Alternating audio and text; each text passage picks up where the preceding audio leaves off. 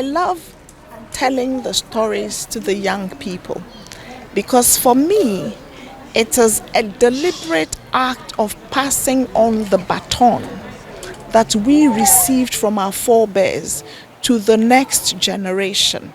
I was just telling a young lady a minute ago that I got into the storytelling because my son at age 3 asked me, "Mama, tell me a story." And even though as a growing up Ghanaian child I started in storytelling sessions, I couldn't remember any of the stories to tell him. And that was my wake-up call. So I started going to communities to get them to tell their stories again, so that younger generations could experience the stories. I will tell you that in some communities, the people who had lived through storytelling ever were in their 50s, 60s, and 70s. The rest of them, they don't know they have no idea what it is when we talk about this kind of storytelling. So I take it upon myself. I fund it because I didn't get funding ever. And then we do the community projects. So out of being in the communities, I also documented the stories in audiovisual format. I would tell you that in some communities, there were things and drums I wanted to be played alongside the event. The drummers have all passed. So we are losing our folk art very quickly. Very, very quickly. We are losing them. And so I've taken it upon myself to do this. Everybody leaves a kind of footprint if they so desire. Maybe this is my footprint.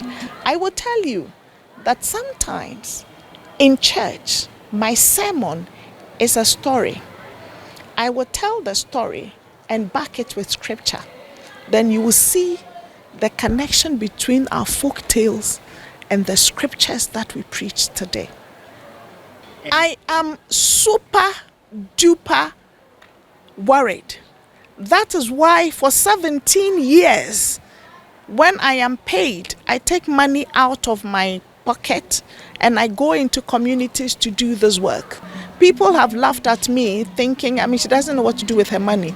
There are times when I do not have money. I take loans from credit union. I take loans from banks to do this. And the evidence is there. And then after collecting the stories after a while, I decided that, Sarah, if you're collecting these stories and putting them on the shelves, people will not get to know of them quickly. I got into the activity of organizing storytelling events so that people can come and listen to it. I did this in a school before, and I got one child who told us the story of what happened when I was in my mother's womb. Can you imagine that? Folklore Board is aware of my activities, but this is the first time they have called me into a collaboration. So I am ever happy and willing. Why would I do it? Except that I want to share it. So if National Folklore Board is happy to support us, why not? We will do it. We will go to the communities. I have proficiency in Ga. I read and write Ga, I read and write Tree, I read and write Ewe. And by the grace of God, I'm speaking English and I can write some of it. Apart from these languages, I also speak some Fanti, but I don't speak Northern Ghanaian languages. So I haven't been able to go there to gather stories. And if Folklore Board comes and partners with me, we can together plan something, because now I have to pay also an interpreter, etc., etc. And that will be difficult.